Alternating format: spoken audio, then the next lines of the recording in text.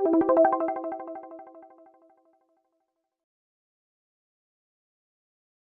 Ahmed, today at the Glaucoma 360 meeting, you presented the Sutro Memorial Lecture, and your topic was interventional glaucoma, the why, the who, and the how, and it's an interesting concept. So would you mind explaining what your Sutro talk was about? Sure. Well, I mean, it's an honor to give this talk today at Glaucoma 360. We've had a lot of great presentations already on different technologies, and we're seeing an unbelievable revolution in the way we're looking at glaucoma. A metamorphosis from a more passive, observing, wait and watch specialty, where typically medical therapy study on and surgical intervention is delayed till the last minute, to a specialty that is changing and very proactive, very active in monitoring, and active in offering interventions earlier.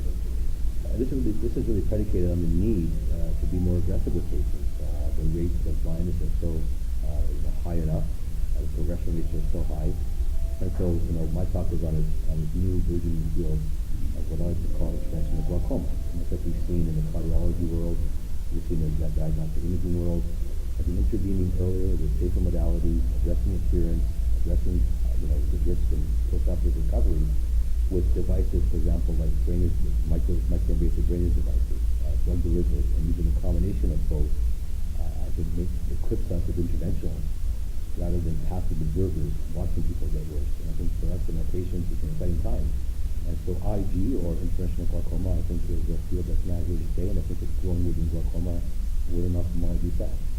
This evolution that you're noticing, plus among the technologies coming, how is that going to, is it going to improve the concept of interventional glaucoma?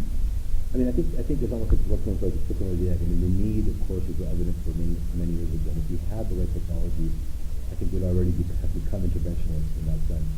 The technologies enable us to become interventionalists. I think, of course, MIGS and the foray into micro-invasive procedures has really, I think, spawned this field. So I think, interventional glaucoma is here. I think we're just starting. I think we're understanding, what it takes to get there.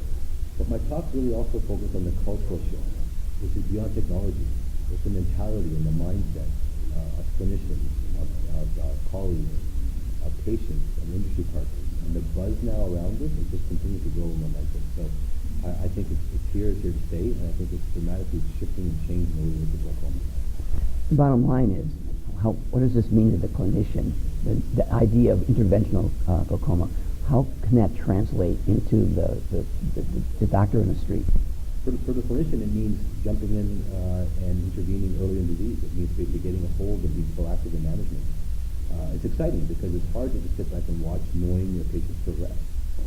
This gives an ability to actually get involved and intervene, much like we have the benefits and the joy of cataract surgery or refractive surgery, for example, where we can get in there and treat and see the outcomes with our own hands. I think in that very basic sense, the clinician is very exciting. It's changed our practice tremendously. Most of the patients who have glaucoma have had some form of intervention at this point because of the array of options we have, whether it's with cataract surgery or standalone. So it's dramatically changed our practice, and it's changed our practice. Thank you, Dr. Ahmed. Appreciate your time.